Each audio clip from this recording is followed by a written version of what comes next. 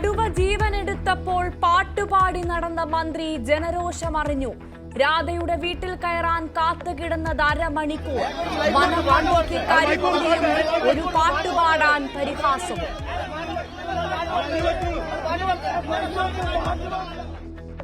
പ്രതിഷേധത്തെ തള്ളി പറഞ്ഞിട്ടില്ലെന്ന് വനം മന്ത്രി.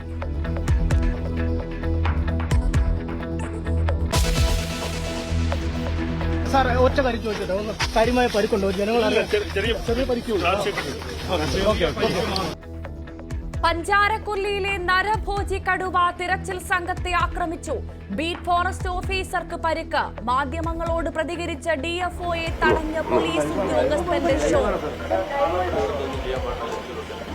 ഒരു ലൈവും ഇല്ല, എല്ലാം ഗേറ്റിന് പുറത്താണ് കേട്ടോ.